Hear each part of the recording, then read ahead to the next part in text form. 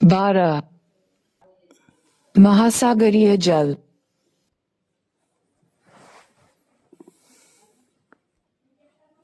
आप जल के बिना जीवन की कल्पना कर सकते हैं।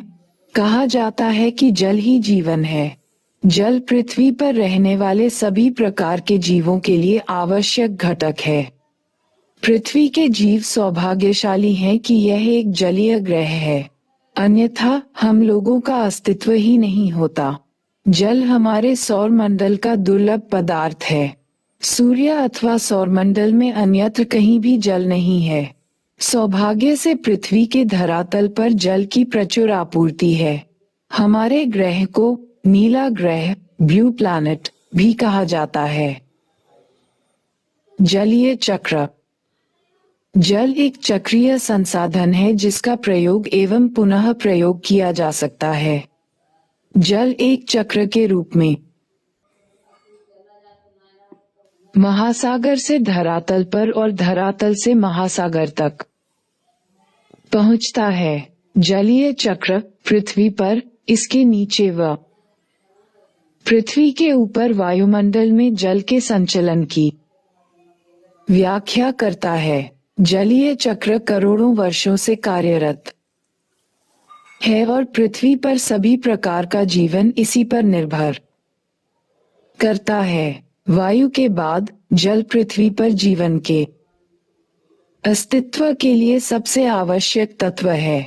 पृथ्वी पर जल का वितरण असमान है। बहुत से क्षेत्रों में जल की प्रचुरता है, जबकि बहुत से क्षेत्रों में ये सीमित मात्रा में उपलब्ध है। जलीय चक्र पृथ्वी के जलमंडल में विभिन्न रूपों अर्थात गैस, तरल व ठोस में जल का परिसंचरण है। इसका संबंध महासागरों, वायुमंडल, भूपृष्ठ, अधः स्थल और जीवों के बीच जल के सतत आदान प्रदान से भी है। पृथ्वी पर पाए जाने वाले जल का लगभग 71% भाग महासागरों में पाया जाता है।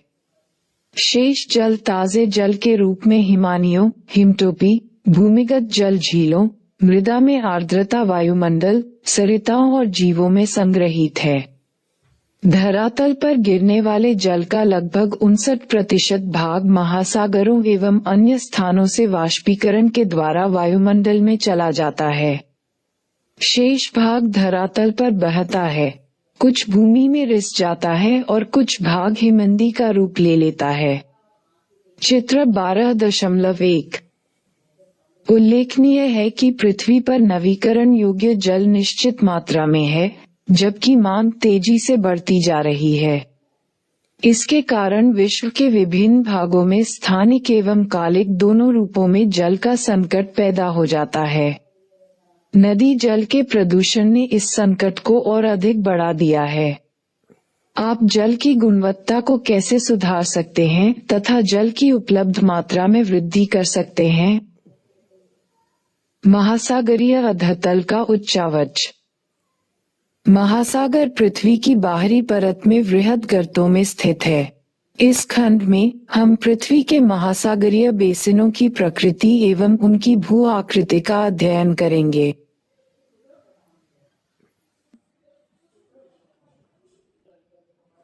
महाद्वीपों के विपरीत महासागर एक दूसरे में इतने स्वाभाविक ढंग से विलय हो जाते हैं कि उनका सीमांकन करना कठिन हो जाता है।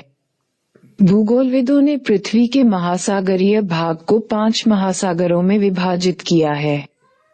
उनके नाम हैं प्रशांत, अटलांटिक, हिंद, दक्षिणी महासागर एवं आर्कटिक। अनेक समुद्र, खाड़ियां, गल्फ तथा अन्य निवेशिकाएं इन 5 बड़े महासागरों के भाग हैं। महासागरीय अधतल का प्रमुख भाग समुद्र तल के नीचे 3 से 6 की 0 मीटर शून्य के बीच पाया जाता है। महासागरों के जल के नीचे की भूमि अर्थात महासागरीय अधतल भूमि पर पाए जाने वाले लक्षणों की अपेक्षा जटिल तथा विभिन्न प्रकार के लक्षणों को प्रदर्शित करती है।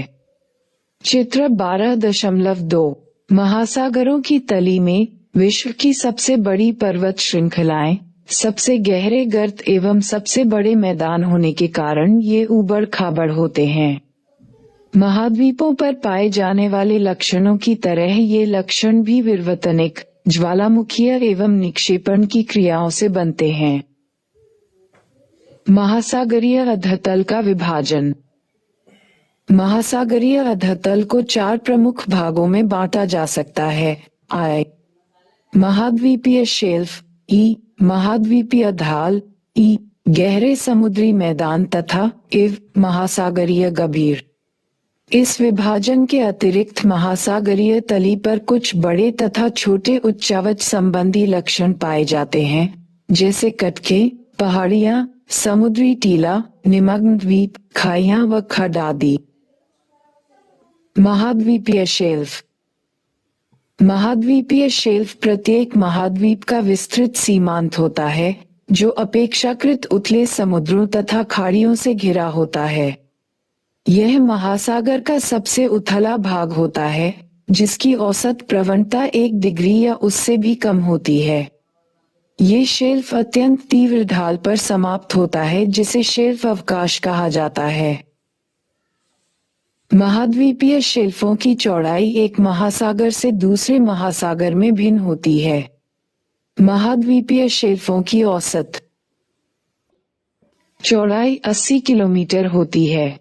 कुछ सीमांतों के साथ शेल्फ नहीं होते अथवा अत्यंत संकीर्ण होते हैं, जैसे कि चिली के तट तथा सुमात्रा के पश्चिमी तट इत्यादि पर। इसके विपरीत आर्कटिक महासागर में साइबेरियन शेल्फ विश्व में सबसे बड़ा है, जिसकी चौड़ाई 1500 किलोमीटर है। शेल्फ की गहराई भी भिन्न भिन्न होती है। कुछ क्षेत्रों में ये 30 मीटर और कुछ क्षेत्रों में 600 मीटर गहरी होती है। महाद्वीपीय शेल्फों पर अवसादों की मोटाई भी अलग अलग होती है। ये अवसाद भूमि से नदियों, हिमनदियों तथा पवन द्वारा लाए जाते हैं और तरंगों तथा धाराओं द्वारा वितरित किए जाते हैं। महाद्वीपीय शेल्फों पर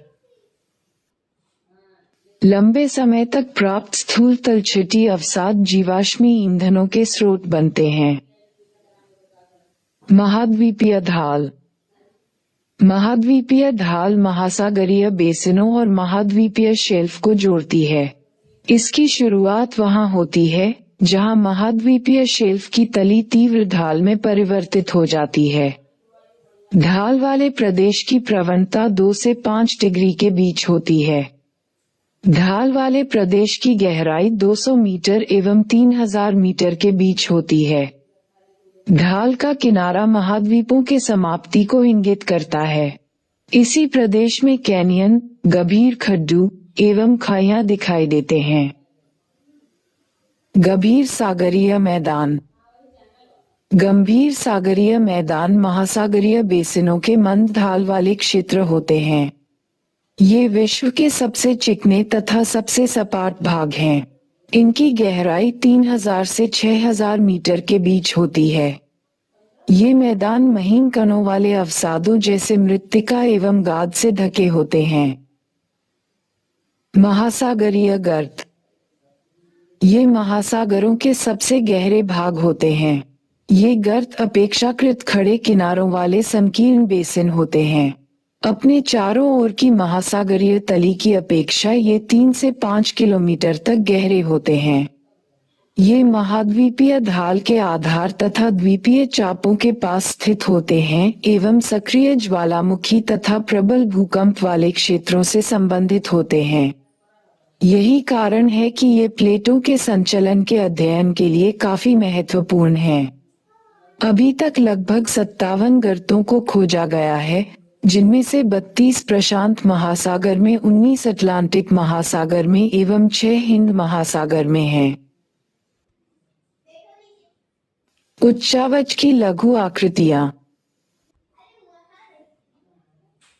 ऊपर बताए गए महासागरीय अधतल के प्रमुख उच्चावचों के अतिरिक्त कुछ लघु किंतु महत्वपूर्ण आकृतियां महासागरों के विभिन्न भागों में प्रमुखता से पाई जाती हैं।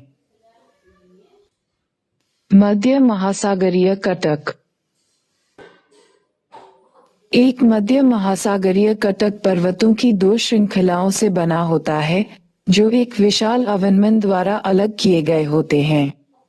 इन पर्वत श्रृंखलाओं के शिखर की ऊंचाई 2500 मीटर तक हो सकती है तथा इनमें से कुछ समुद्र की सतह तक भी पहुंच सकती हैं। इसका उदाहरण आइसलैंड है, जो मध्य अटलांटिक कटक का एक भाग है। समुद्री टीला यह नुकीले शिखरों वाला एक पर्वत है जो समुद्री तली से ऊपर की ओर उठता है, किंतु महासागरों के सतह तक नहीं पहुंच पाता। समुद्री टीले ज्वालामुखी के द्वारा उत्पन्न होते हैं। ये 3000 से 4500 मीटर ऊंचे हो सकते हैं। एम्पिरा समुद्री टीला, जो प्रशांत महासागर में हवाई द्वीप समूहों का विस्तार है, इसका एक अच्छा उदाहरण है। सबसे सपाट जलमग्न कैनियन ये गहरी घाटियां होती हैं, जिनमें से कुछ की तुलना कोलोरेडो नदी की ग्रैंड कैनियन से की जा सकती है। कई बार ये बड़ी नदियों के मुहाने से आगे की ओर विस्तृत होकर महाद्वीपीय शेल्फ व ढालों को आर पार काटती नजर आती है। हडसन कैनियन विश्व का सबसे अधिक जाना माना कैनियन है। निमग्न द्वीप ये चपटे शिखर वाले समुद्री टीले हैं। इन चपटे शिखर वाले जलमग्न पर्वतों के बनने की अवस्थाएं क्रमिक अवतलन के साक्ष्यों द्वारा प्रदर्शित होती हैं। अकेले प्रशांत महासागर में अनुमानतः 10,000 से अधिक समुद्री टीले एवं निमग्न द्वीप उपस्थित हैं।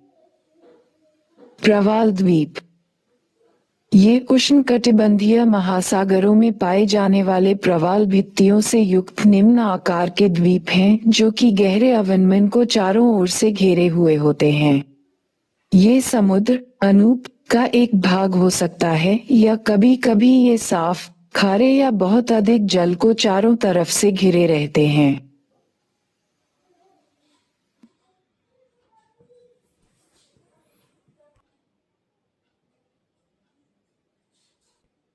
महासागरीय जल का तापमान इस खंड में विभिन्न महासागरों में तापमान की स्थानिक एवं ऊर्ध्वाधर भिन्नताओं के बारे में बताया गया है। महासागरीय जल भूमि की तरह सौर ऊर्जा के द्वारा गर्म होते हैं। स्थल की तुलना में जल के तापन व शीतलन की प्रक्रिया धीमी होती है। तापमान वितरण को प्रभावित करने वाले कारक महासागरीय जल के तापमान वितरण को प्रभावित करने वाले कारक हैं। I अक्षांश ध्रुवों की ओर प्रवेशी सौर्य विकिरण की मात्रा घटने के कारण महासागरों के सतही जल का तापमान विषुवत वृत्त से ध्रुवों की ओर घटता चला जाता है। E स्थल एवं जल का असमान वितरण उत्तरी गोलार्ध के महासागर दक्षिणी गोलार्ध के महासागरों की अपेक्षा स्थल के बहुत बड़े भाग से जुड़े होने के कारण अधिक मात्रा में ऊष्मा प्राप्त करते हैं। ई सनातन पवनें स्थल से महासागरों की तरफ बहने वाली पवनें महासागरों के सतही गर्म जल को तट से दूर धकेल देती हैं, जिसके परिणामस्वरूप नीचे का ठंडा जल ऊपर की ओर आ जाता है। परिणामस्वरूप तापमान में देशांतरीय अंतर आता है। इसके विपरीत अभितटीय पवनें गर्म जल को तट पर जमा कर देती हैं और इससे तापमान बढ़ जाता है। इव महासागरीय धाराएं, गर्म महासागरीय धाराएं ठंडे क्षेत्रों में तापमान को बढ़ा देती हैं, जबकि ठंडी धाराएं गर्म महासागरीय क्षेत्रों में तापमान को घटा देती हैं। गल्फ स्ट्रीम गर्म धारा उत्तर अमेरिका के पूर्वी तट तथा यूरोप के पश्चिमी तट के तापमान को बढ़ा देती है, जबकि लेब्राडोर धारा ठंडी धारा उत्तर अमेरिका के उत्तर पूर्वी तट के नजदीक के तापमान को कम कर देती हैं। ये स्थानिक स्थित अपेक्षा सभी कारक महासागरीय धाराओं के तापमान को रूप से प्रभावित करते हैं। निम्न अक्षांशों में परिवेष्टित समुद्रों का तापमान खुले समुद्रों की अधिक होता है, जबकि उच्च अक्षांशों में स्थित परिवेष्टित समुद्रों का तापमान खुले समुद्रों की अपेक्षा कम होता है।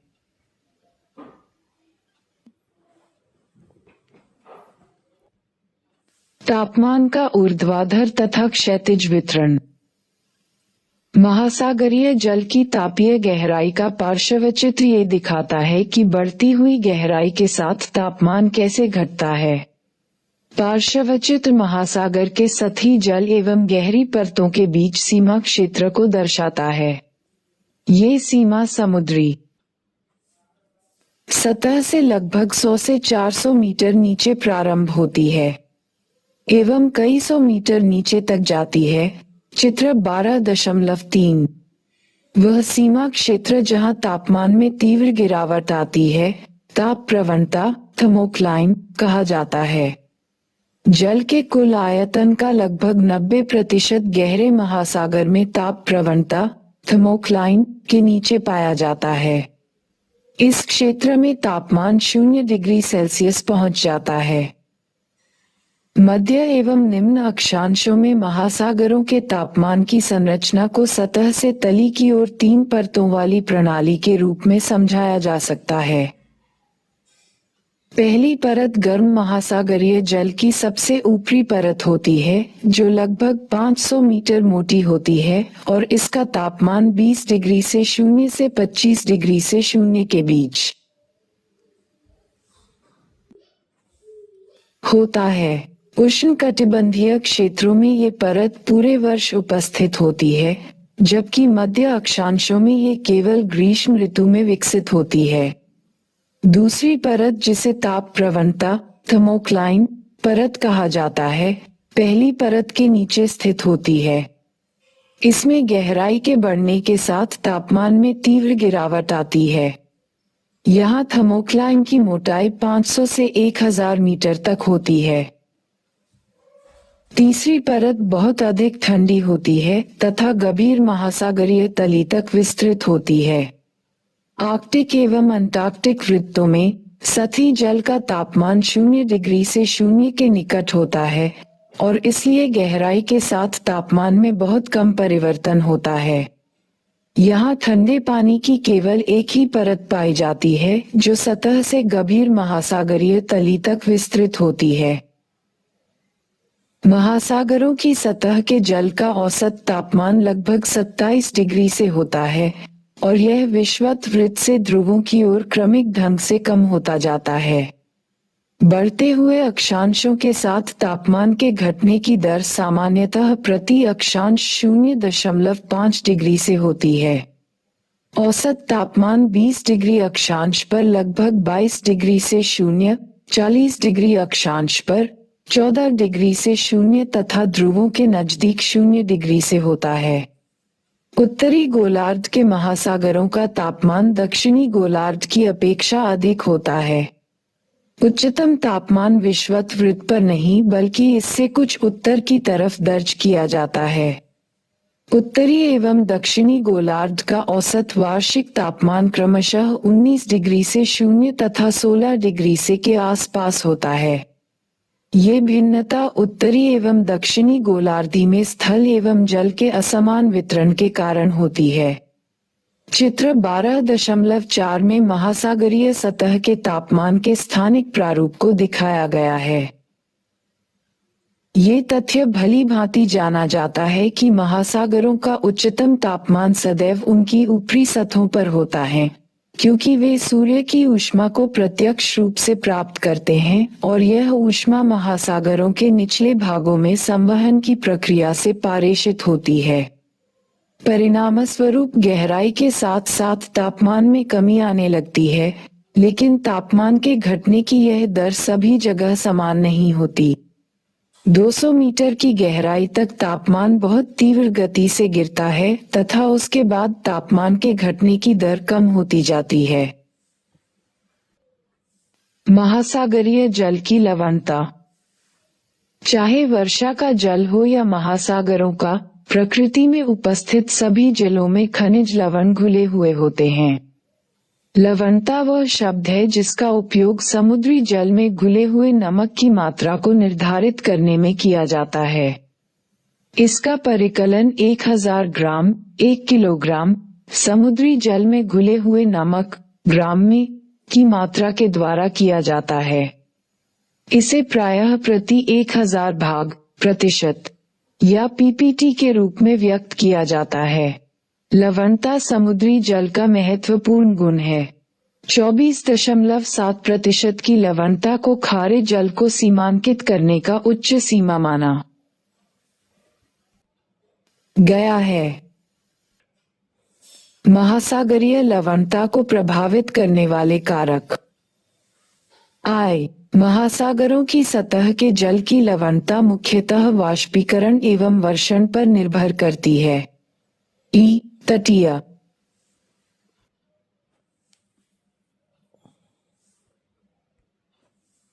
क्षेत्रों में सतह के जल की लवणता नदियों के द्वारा लाए गए ताजे जल के द्वारा तथा ध्रुवीय क्षेत्रों में बर्फ के जमने एवं पिघलने की क्रिया से सबसे अधिक प्रभावित होती है। पवन भी जल को एक क्षेत्र से दूसरे क्षेत्र में स्थानांतरित करके लवणता को प्रभावित करती है। महासागरीय धाराएं भी लवणता में भिन्नता उत्पन्न करने में सहयोग करती हैं। जल की लवणता, तापमान एवं घनत्व परस्पर संबंधित होते हैं। इसलिए तापमान अथवा घनत्व में किसी भी प्रकार का परिवर्तन किसी क्षेत्र की लवणता को प्रभावित करता है। उच्चतम लवणता वाले क्षेत्र मृत सागर में 238%, टर्की की वॉन झील 330%, ग्रेट साल्ट झील 220। लवणता का क्षैतिज वितरण। सामान्य खुले महासागर की लवणता 33% से 37% के बीच होती है। चारों तरफ स्थल से घिरे लाल सागर में यह 41% तक होती है, जबकि आर्कटिक एवं ज्वार नदमुख में मौसम के अनुसार लवणता 0 से 35% के बीच पाई जाती है। गर्म तथा शुष्क क्षेत्रों में, जहां वाष्पीकरण उच्च होता है, कभी कभी वहां की लवणता 70% तक पहुंच जाती है। प्रशांत महासागर के लवणता में भिन्नता मुख्यतः इसके आकार एवं बहुत अधिक क्षेत्रीय विस्तार के कारण है। उत्तरी गोलार्ध के पश्चिमी भागों में लवणता 35% में से कम होकर 31% हो जाती है, क्योंकि आर्कटिक क्षेत्र का पिघला हुआ जल वहां पहुंचता है। इसी प्रकार 15 डिग्री से 20 डिग्री दक्षिण के बाद ये तक 33% तक घट जाती है। अटलांटिक महासागर की औसत लवणता 36% के लगभग है। उच्चतम लवणता 15 डिग्री से 20 डिग्री अक्षांश के बीच दर्ज की गई है। अधिकतम लवणता 20 डिग्री N एवं 30 डिग्री N तथा 20 डिग्री W से 60 डिग्री W के बीच पाई जाती है। यह उत्तर की ओर क्रमिक रूप से घटती जाती है। उच्च अक्षांश में स्थित होने के बावजूद उत्तरी सागर में उत्तरी अटलांटिक प्रवाह के द्वारा लाए गए अधिक लवणीय जल के कारण अधिक लवणता पाई जाती है। बाल्टिक समुद्र की लवणता कम होती है, क्योंकि इसमें बहुत अधिक मात्रा में नदियों का पानी प्रवेश करता है। भूमध्य सागर की लवणता उच्च वाष्पीकरण के कारण अधिक होती है। काले सागर की लवणता नदियों के द्वारा अधिक मात्रा में लाए जाने वाले ताजे जल के कारण कम होती है। हिंद महासागर की औसत लवणता 35% है। बंगाल की खाड़ी में गंगा नदी के जल के मिलने से लवणता की प्रवृत्ति कम पाई जाती है। इसके विपरीत अरब सागर की लवणता उच्च वाष्पीकरण एवं ताजे जल की कम प्राप्ति के कारण अधिक है। चित्र 12.5 विश्व के महासागरों की लवणता को दर्शाता है। लवणता का ऊर्ध्वाधर वितरण। गहराई के साथ लवणता में परिवर्तन आता है, लेकिन इसमें परिवर्तन समुद्र की स्थिति पर निर्भर करता है। सतह की लवणता जल के बर्फ या वाष्प के रूप में परिवर्तित हो जाने के कारण बढ़ जाती है या ताजे जल के मिल जाने से घटती है, जैसा कि नदियों के द्वारा होता है। गहराई में लवणता लगभग नियत होती है, क्योंकि वहां किसी प्रकार से पानी का ह्रास या नमक की मात्रा में वृद्धि नहीं होती। महासागरों के सतही क्षेत्रों एवं गहरे क्षेत्रों के बीच लवणता में अंतर स्पष्ट होता है। कम लवणता वाला जल उच्च लवणता व घनत्व वाले जल के ऊपर स्थित होता है। लवणता साधारणतः गहराई के साथ बढ़ती है तथा एक स्पष्ट क्षेत्र, जिसे हेलोलाइन कहा जाता है, में ये तीव्रता से बढ़ती है। लवणता समुद्री जल के घनत्व को प्रभावित करती है तथा महासागरीय जल के स्तरीकरण को प्रभावित करता है। यदि अन्य कारक स्थिर रहें तो समुद्री जल की बढ़ती लवणता उसके घनत्व को बढ़ाती है। उच्च लवणता वाला समुद्री जल प्रायः कम लवणता वाले जल के नीचे बैठ जाता है। इससे लवणता का स्तरीकरण हो जाता है। निम्नलिखित प्रश्नों के उत्तर लगभग 30 शब्दों में दीजिए। I. हम पृथ्वी को नीला ग्रह क्यों कहते हैं? E. महाद्वीपीय सीमांत क्या होता है? E. विभिन्न महासागरों के सबसे गहरे गर्तों की सूची बनाइए। F. तापप्रवणता क्या है? V. समुद्र में नीचे जाने पर आप ताप की किन परतों का सामना करेंगे? गहराई के साथ तापमान में भिन्नता क्यों आती है? V. समुद्री जल की लवणता क्या है? 3. निम्नलिखित प्रश्नों के उत्तर लगभग 150 शब्दों में दीजिए। I. जलीय चक्र के विभिन्न तत्व किस प्रकार अंतर संबंधित हैं? E. महासागरों के तापमान वितरण को प्रभावित करने वाले कारकों का परीक्षण कीजिए।